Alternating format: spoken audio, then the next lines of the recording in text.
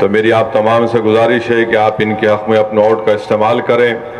और मैं शुरुआत में अपनी तरफ से मुरादाबाद देहात में कोरबा में एक सड़क हादसा पेश आया जिसमें 10 लोगों का इंतकाल हुआ, 5 लोग शदीद ज़ख्मी हैं। मैं इन तमाम मरने वालों के लिए अल्लाह से दुआए मग़फ़िरत करता हूँ और जो लोग ज़ख्मी हैं उनकी जल्द से जल्द सेहत याबी के लिए अल्लाह से दुआ करता हूँ। मेरे अजीज़ दोस्तों और बुज़ुर्गों, मैं आपके दरमियान में दोबारा आया हूँ। जब असेंबली और विधानसभा के चुनाव चल रहे थे उस वक्त भी मैं आया था और मुझे अच्छी तरह याद है कि मैंने आपसे ये कहा था कि आप अपना वोट हाजी आरिफ के हक़ में इस्तेमाल करिए, समाजवादी को वोट मत दीजिए, क्योंकि समाजवादी पार्टी में इतनी ताकत नहीं है कि वो बीजेपी की कामयाबी को इस विधानसभा से और उत्तर प्रदेश में रोक सके। मगर आप लोगों ने फैसला लिया, मैं आपके फैसले की इज्जत करता हूं, उसका एहतराम करता हूं। मगर वही इज्जत और एहतराम के साथ आपको ये बात बताना ज़रूरी समझता हूं कि आपने तो समाजवादी पार्टी को झोली भर भर कर वोट दिया, मगर यहाँ से बीजेपी का विधायक कामयाब हो गया। तो मेरी आपसे बड़ी इज्जत और एहतराम से आपसे अपील है कि दोबारा आप इस तरह की गलती मत करिए। हाजी आरिफ आपके दरमियान में पहले भी खड़ा था, आज भी खड़ा है आपकी हक की लड़ाई लड़ने के लिए, और कल भी आपके खिलाफ अगर कोई नाइंसाफ़ी करेगा तो हाजी आरिफ सबसे पहले सीना तान कर आपके हक के लिए लड़ेगा। तो 11 तारीख के दिन मेरी आपसे गुजारिश है कि मुत्तहदा तौर पर आप अपने एक वोट का इस्तेमाल करिए, अपने वोट को ज़ाय होने से बचाइए, क्योंकि यहाँ पर सबकी कोशिश एक ही है कि हाजी आरिफ की कामयाबी को रोका जाए, मजलिस की कामयाबी को रोका जाए और बीजेपी को यहाँ से कामयाब किया जाए। जो लोग विधानसभा में के चुनाव में आपका वोट तो हासिल किए मगर बीजेपी को नहीं रोक सके, तो मेरी आप तमाम से फिर से ये गुजारिश है, इल्तिजा है कि आप अपने वोट का नुकसान मत करिए। लोग आएंगे आपसे मुख्तलिफ बातें करेंगे, झूठ को बयान करेंगे, आपको वरगलाएंगे और आपसे कहेंगे कि हाजी आरिफ ये मजलिस ये। मेरी आपसे एक ही गुजारिश है कि विधानसभा के चुनाव में आपने तो समाजवादी को वोट दिया, हाजी आरिफ को मजलिस का आपने साथ नहीं दिया, यह आपका फैसला है। मगर इस बार आप देख रहे हैं कि वही लोग दोबारा खड़े होकर वही दोबारा झूठ को बयान कर रहे हैं कि हम बीजेपी को रोक सकेंगे। याद रखिए मेरी इस बात को, अखिलेश यादव 2017 का विधानसभा का चुनाव हारे, बीजेपी सत्ता में आई। अखिलेश यादव 2019 का लोकसभा का चुनाव हारे, यहां से बीजेपी के बहुत बड़ी तादाद में सांसद मुंतखब हुए, जो दोबारा नरेंद्र मोदी को प्रधानमंत्री बनने का रास्ता आसान किया। 2022 में विधानसभा के चुनाव हुए, फिर आपके और हमारे दरमियान में आकर यह कहा गया कि नहीं नहीं बीजेपी को हम हराएंगे, हमारा साथ दो।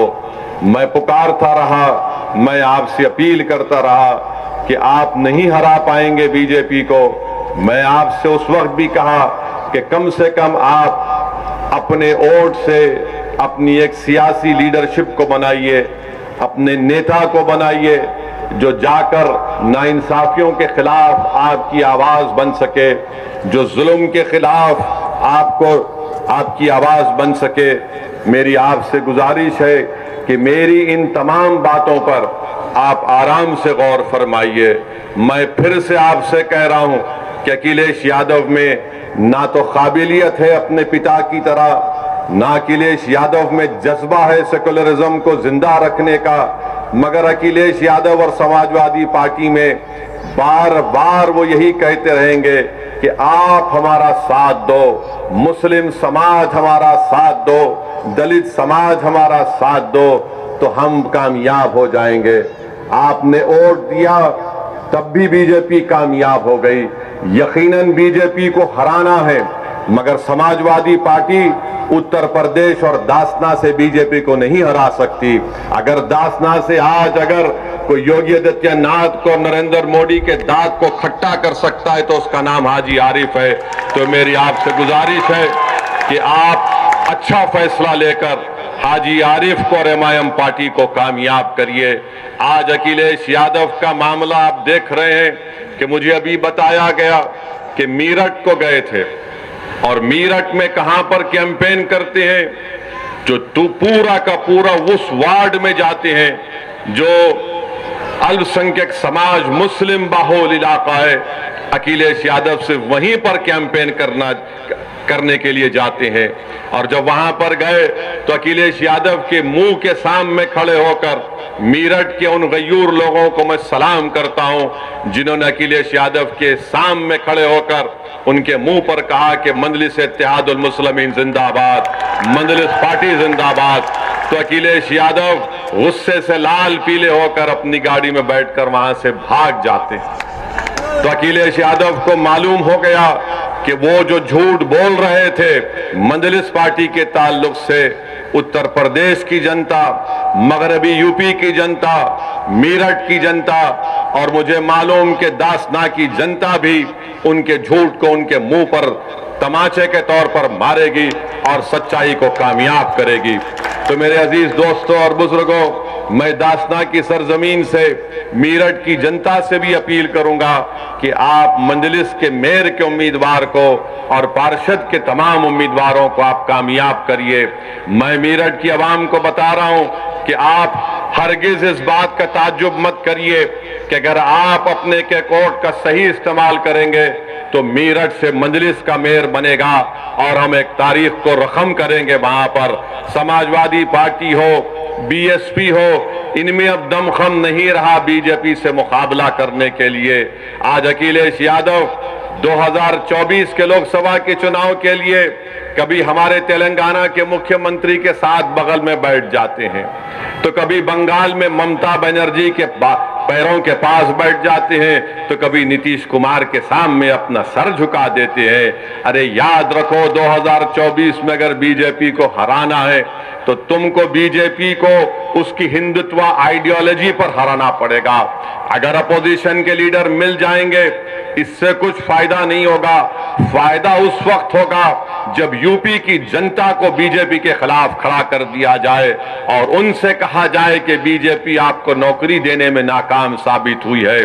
बीजेपी नौजवानों का मुकद्दर बेरोजगार बनाकर रखती है। जब हम यूपी की और भारत की जनता को यह बात समझाने में कामयाब हो जाएंगे कि नरेंद्र मोदी प्रधानमंत्री जरूर बन गए मगर महंगाई को रोक नहीं सके।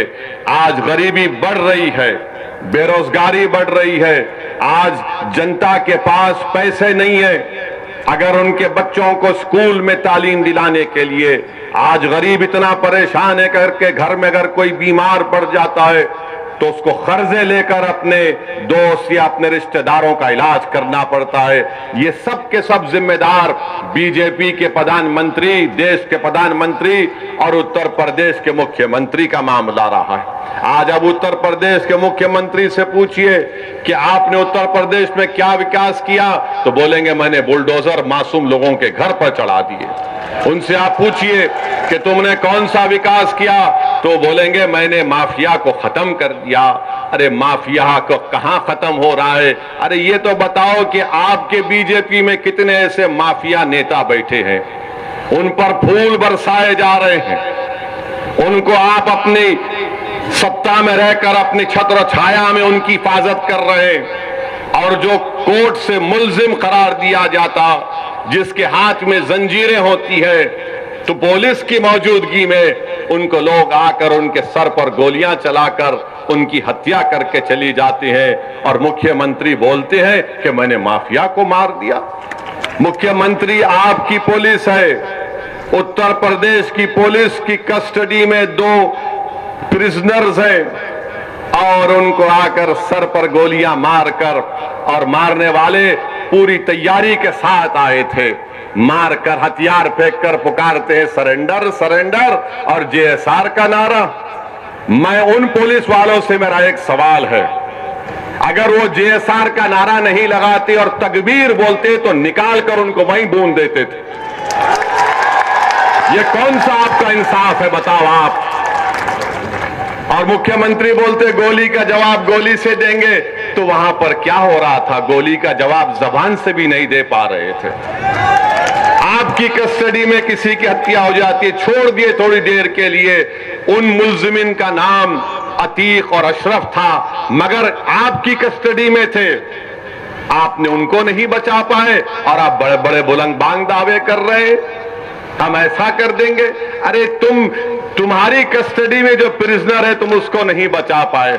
और मैं कह रहा हूं कि एनकाउंटर चाहे किसी समुदाय का हो, उसका नाम कुछ भी हो, एनकाउंटर से लोकतंत्र कमजोर होता है। एनकाउंटर से लोगों का विश्वास लोकतंत्र में, जमहूरियत में कम होता है।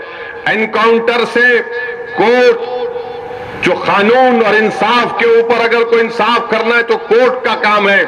जनता का एतमाद कोर्ट से कम हो जाएगा, जनता का एतमाद पुलिस से कम हो जाएगा, क्योंकि अगर कोई सत्ता में बैठ कर ये तय करेगा कि कोर्ट फैसला नहीं देगा, मैं गोली से इंसाफ करूंगा, तो जमहूरियत खत्म हो जाएगी। लोकतंत्र को अगर मजबूत करना है तो गोली से नहीं, कोर्ट से इंसाफ करना चाहिए। आखिर वो कौन लोग हैं?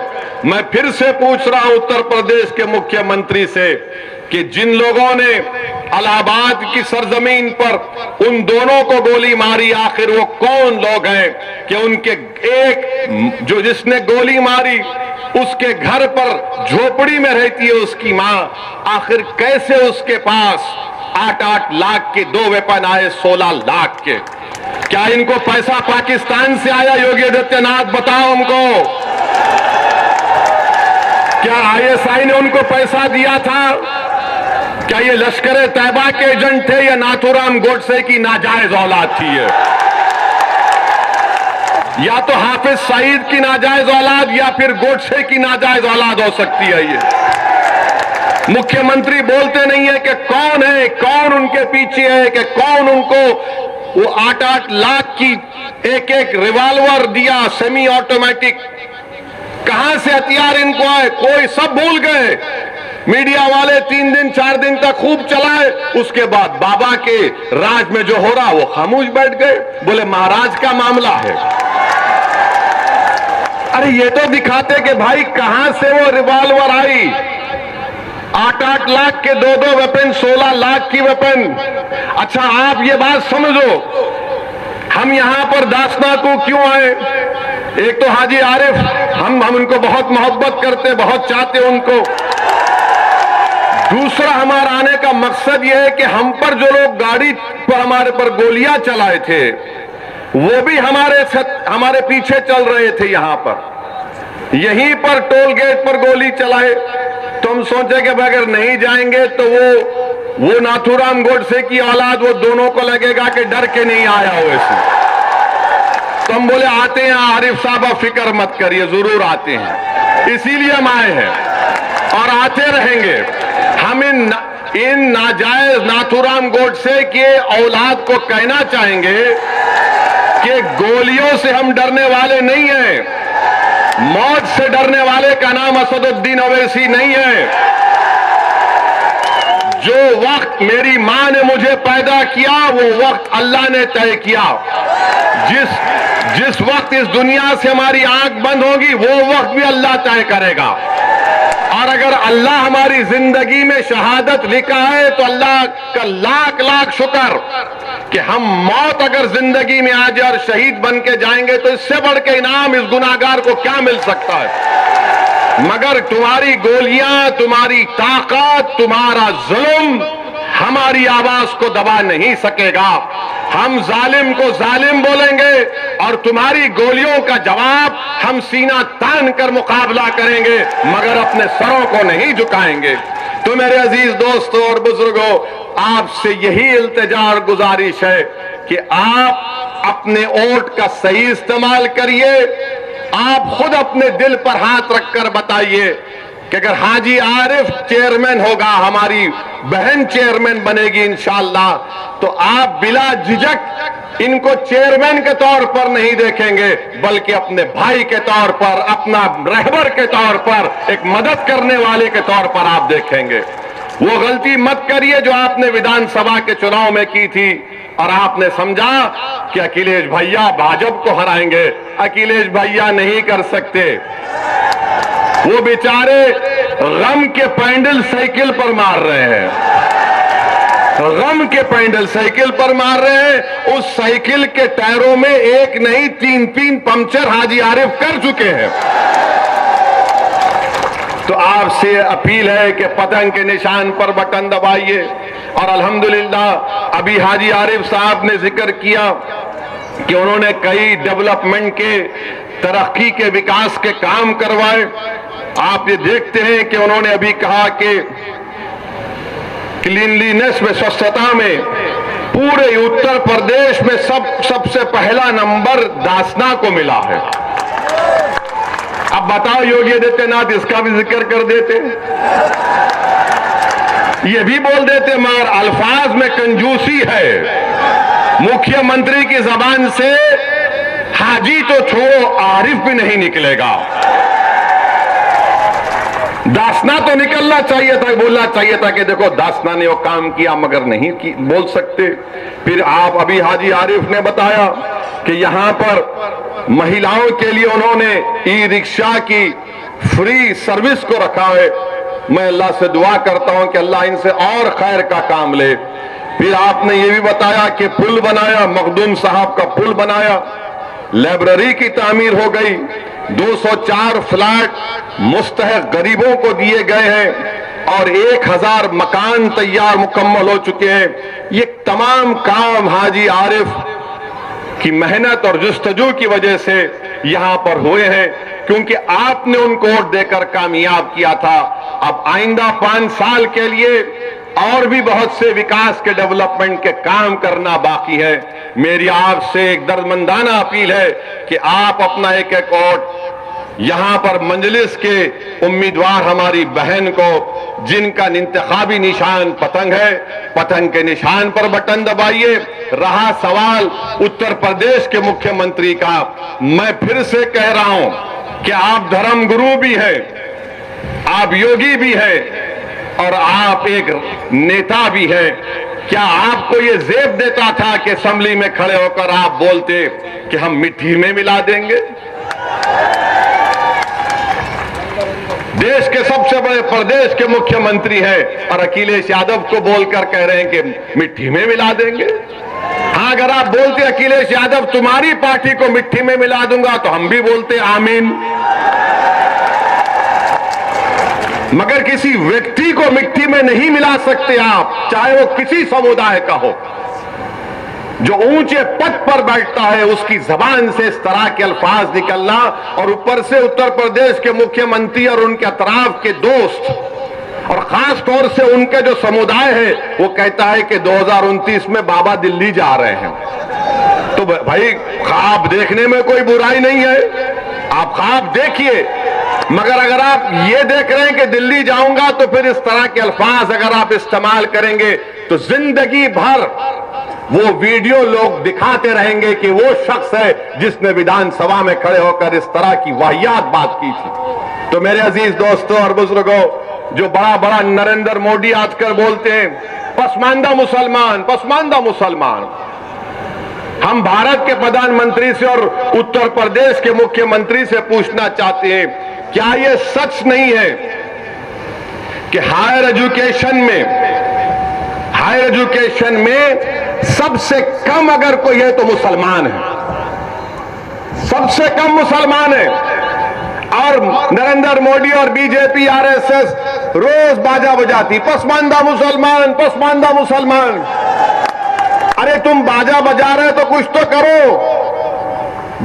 भारत सरकार का डेटा आज इंडियन एक्सप्रेस में एक आर्टिकल छपा है, भारत सरकार का डेटा बता रहा है कि पूरे देश में जो हायर एजुकेशन में यानी 12वीं 12th क्लास के बाद जो एनरोलमेंट होता है किसका हुआ है? दलितों का 4%, आदिवासियों का 11%, ओबीसी का 4%, अपर कास्ट लोगों का 13% और मुसलमानों का 8% कम हुआ है पूरे भारत में। और उत्तर प्रदेश में कितना कम हुआ है? उत्तर प्रदेश में अल्पसंख्यक समाज मुसलमान की आबादी 20% है और कितने मुसलमान समाज के हायर एजुकेशन में पढ़ रहे? 4.5%। पूरे भारत में अगर 1,80,000 मुसलमान का ड्रॉप आउट हुआ है हायर एजुकेशन एनरोलमेंट में, तो उत्तर प्रदेश में 58,365 का ड्रॉप आउट हुआ। क्यों मोदी जी आप झूठ बोलते? पसमानदा मुसलमान को करो। अरे आप ही के राज में इतने बुरे दिन आ गए कि 58,000 मुस्लिम बच्चे और बच्चियां हायर एजुकेशन से उत्तर प्रदेश में निकल जाती है। सिर्फ 4% हायर एजुकेशन में। क्यों है? क्योंकि मोदी जी ने फेलोशिप को खत्म कर दिया मौलाना आजाद की। क्योंकि एनकाउंटर के नाम पर डर फैला दिया जाता है, डराया जाता है तो लोग डरते हैं, नौकरी नहीं मिलती। जब पढ़ेंगे नहीं तो नौकरी नहीं मिलती। बल्कि पीएलएफएस का डेटा है कि अगर किसी का नाम मुसलमान है और किसी का नाम दलित है, आदिवासी और पंडित है, तो सबको इंटरव्यू का कॉल आता। किसको नहीं आता? मुसलमान को नहीं आता। ये सच्चाई को बयान कर रहा हूं। और ये समाजवादी कांग्रेस के लोग वैसी भड़काऊ भाषण देता। अरे मेरा भड़काऊ भाषण नहीं होता है, मैं सच्चाई को बयान कर रहा हूं, डेटा की बुनियाद पर बयान कर रहा हूं। तुम सच्चाई को कबूल नहीं करना चाहते। एक तो भारत के प्रधानमंत्री और उनकी पार्टी बोलती सबका साथ, सबका विकास, सबका विश्वास। कहां का सबका साथ हो रहा है? उत्तर प्रदेश में जहां से प्रधानमंत्री एमपी हैं, उस प्रदेश में 58,365 मुसलमान हायर एजुकेशन में ड्रॉप आउट है। क्यों आपने स्कॉलरशिप नहीं देते? और बोले जाते। और फिर अखिलेश यादव, बहुजन समाज, ये कांग्रेस नहीं वो ऐसी वोट काटता है। अरे इसमें क्या है बताओ? तुम मुंह क्यों नहीं खोलते इसके बारे में? एनकाउंटर हुआ तो मुंह नहीं खोलते। मगर मेरे अजीज दोस्तों और बुजुर्गों, इसीलिए हम आपसे कह रहे हैं कि आपको अपने जमीन से अपने नेता को बनाना है। मैं दासना को आया, यूपी को आया, आता रहूंगा। आप जो फैसला लो मैं तो आता रहूंगा। अगर आप इसको कहेंगे कि ये एक तरफा मोहब्बत है तो यकीनन एक तरफा मोहब्बत है। मैं आपसे कुछ नहीं चाहता, मैं सिर्फ ये चाहता हूं कि आप एक सियासी ताकत बनिए, अपनी एक सियासी आवाज को मजबूत बनाइए। याद रखो, आसमानों से कोई उतर कर आने वाला नहीं है, जमीन से आपको अपना नेता बनाना पड़ेगा। मैं अपने आप को नेता बनाने नहीं आया हूं। मैं चाहता हूं कि आपकी आवाज, आपकी वोट की ताकत और अहमियत बने। आप बताओ कि क्या हो रहा है उत्तर प्रदेश में। अब तो महिलाओं को लेडी डॉन मीडिया लिखती है। महिलाओं को दिखाकर मीडिया दिखाता है लेडी डॉन। अब वो दिन दूर नहीं है कि जब एक 12 साल के बच्चे को बताया कि कहा जाएगा ये बच्चा डॉन, महिला डॉन, बच्चा डॉन। अब वो दिन भी दूर नहीं है कि अगर किसी का बच्चा अपनी मां के कोख से पैदा हुआ तो ये रोता हुआ बच्चा बड़ा होकर डॉन बनेगा। मीडिया को रोटी सेकना है। और भारत के प्रधानमंत्री तो माशाल्लाह उसमें तेल डालने का काम करते हैं। केरल में एक पिक्चर रिलीज हुई और उसके ऊपर प्रधानमंत्री कह रहे हैं भाइयों बहनों पिक्चर देखो। अरे देश के प्रधानमंत्री हैं आप या तो पिक्चर के प्रमोटर हैं आप? मानता हूं कि भारत के प्रधानमंत्री की तरह कोई एक्टिंग नहीं कर सकता। अखिलेश भी कोशिश कर रहे हैं मगर फ्लॉप हो रहे हैं। वो कांग्रेस के नेता जो पूरा देश फिरे वो भी कोशिश किए मगर इनकी एक्टिंग के सामने सब फ्लॉप हो रहे हैं। मैं तो समझता हूं कि दुनिया के जितने फिल्म स्टार हैं वो खुश होते हैं कि भाई वो इसको यहीं रखो, यहां आ गया तो हमारी दुकान बंद। आप भारत के प्रधानमंत्री रहकर बोलते हैं पिक्चर देखो। भारत के प्रधानमंत्री आप नहीं जानते क्या मैं आपको हिस्ट्री तारीख बता रहा हूं। हिटलर ने 70 लाख यहूदियों को खत्म किया था। 70 लाख यहूदियों को हिटलर ने खत्म किया था। कैसे खत्म किया था? इसने अपने दौर में कहा था कि यहूदियों के खिलाफ गाली गलौज करो, हेट स्पीच दो कि ये जर्मनी से मोहब्बत नहीं रखते, ये आर्यन रेस से नहीं है, ये जर्मनी के गद्दार हैं। फिर हिटलर ने क्या किया?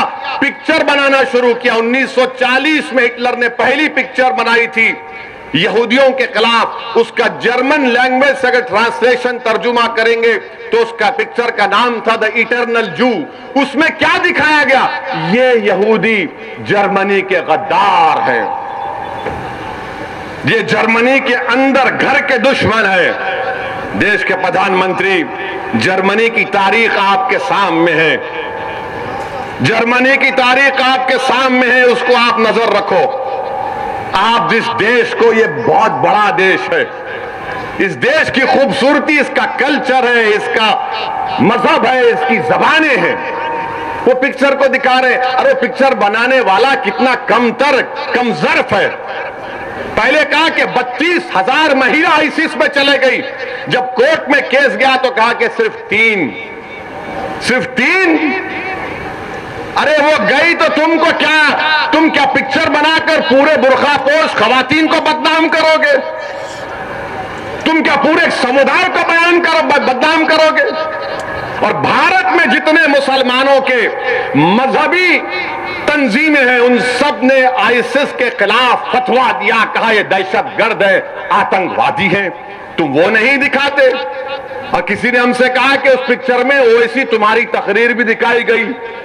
तो हम मानते हैं कि हमारी तकरीर को सुने बगैर हमारे दुश्मन का भी पेट में दर्द नहीं कम होता। इनको लगता है कि जब तक ओवैसी का भाषण नहीं सुनेंगे हम में मर्दानगी नहीं पैदा होगी। तो सुनो, सच्चाई पर मुमन्नी है, झूठ पर हम नहीं बोलते, लंबी लंबी नहीं छोड़ते। भाइयों बहनों, 15 लाख आ जाएगा। भाइयों बहनों, हर साल 2 करोड़ नौकरियां मिलेंगी, अच्छे दिन आ जाएंगे। तो ये पिक्चर बना रहे हैं। अरे महंगाई पर पिक्चर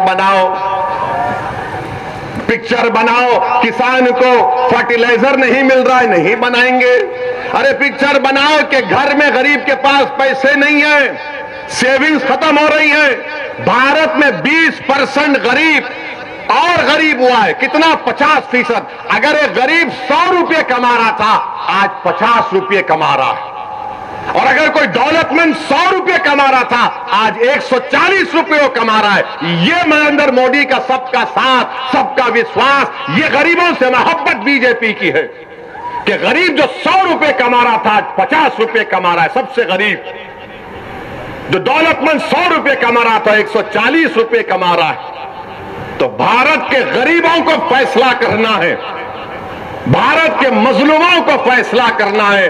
और 11 तारीख के दिन दासना की जनता को एक तारीखी फैसला लेते हुए आप तमाम से अपील कर रहे हैं कि आप हाजी आरिफ के हाथ को मजबूत करिए और आप इस वास्ते भी वोट दीजिए कि वो नाथूराम गोडसे की नाजायज औलाद को भी मालूम हो जाए। यहीं पर हम पर गाड़ी पर गोलियां चलाई गई थी, तो उनको भी जवाब दीजिए। हम आपसे क्या कह रहे हैं? गोली से नहीं, बैलेट से जवाब दीजिए। और हम उनकी गोली का जवाब जबान से देंगे, उनकी हर गोली का जवाब अपनी भाषण से देंगे, संविधान से देंगे, तूफान खड़ा कर देंगे इंशाअल्लाह ताला। तो 11 तारीख के दिन सुबह निकलिए, एक होकर यहां से हाजी आरिफ को कामयाब करिए, बीजेपी को शिकस्त दीजिए, बीजेपी को हराइए। ये समाजवादी और